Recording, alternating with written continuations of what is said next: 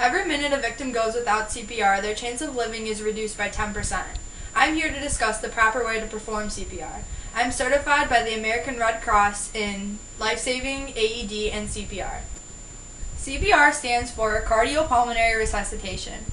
You never know when a situation might arise that you're going to need to help someone by giving them CPR, so it's always good to know how to do this skill.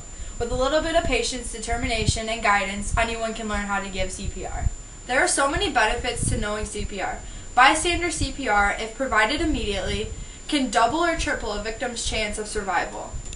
According to Richard Ackerman, who has a master's degree from the Mercer University School of Medicine, 12 million people annually are certified in CPR, and an unconscious person given 5 to 10 minutes with no CPR will die. You need to remember that CPR does not restart the heart. It only continues to let oxygen-rich blood flow to the vital organs and the brain in the victim until an EMT can arrive and take over. According to the American Red Cross Association, the objective of CPR is to give effective chest compressions and ventilations to circulate oxygen-rich blood to the victim's brain and vital organs.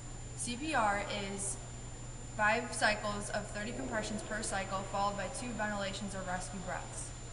To ensure that CPR is done properly, you need to make sure that the victim is on a firm and flat surface and that the chest compression rate and depth are correct. The rate should be 100 compressions per minute and the depth should be about 2 inches on an adult. Also, while giving ventilations, you need to make sure that you keep the head and the chin tilted up to ensure that the airway is clear, and while you're giving the breaths, you need to make sure that you're watching for the chest to rise to ensure that the breaths are going through. Make sure that you do not stop CPR unless you see visible signs of the victim's breathing or that an EMS personnel or another trained professional takes over for you. Also note that it's possible for the victim to vomit or for the ribs to break or the cartilage behind the sternum to separate, but that's normal and it shouldn't stop you from continuing to do CPR. When approaching a victim that seems to be unconscious, you need to make sure that you survey the entire scene around you to ensure the safety of yourself and the victim while giving CPR. Surveying the scene. Scene is safe. After you survey the scene, you need to make sure that you tap on the victim forcefully and ask them out loud if they're alright or if they're okay.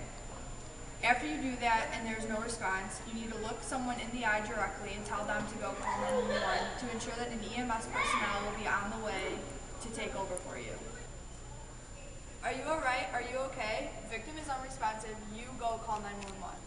After you do that, you need to check, and that's why you hold up their neck and you have to make sure that their chin is raised and you listen for a breath, and that's why when I go to do this, I put my ear as close to their mouth as I can because you're trying to listen to see if they have a breath.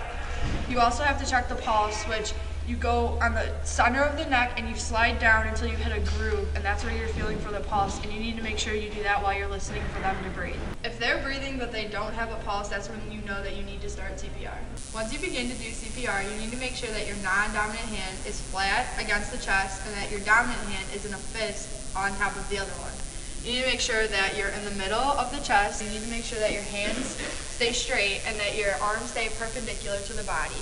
While you're doing the compressions, you need to make sure that you're doing 30 of them and that you're counting out loud while you're doing them because you're going to need to do 5 cycles to complete one whole sequence of CPR.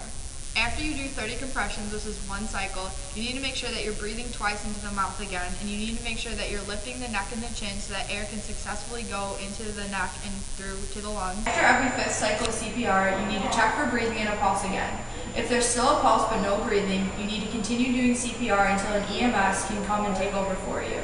And now I'll perform a cycle of CPR without any interruption.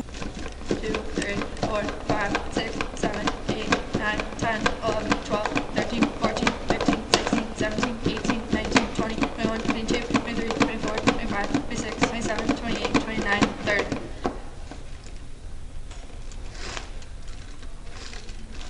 In conclusion, knowing how to properly perform CPR might actually give you the chance to save someone's life one day.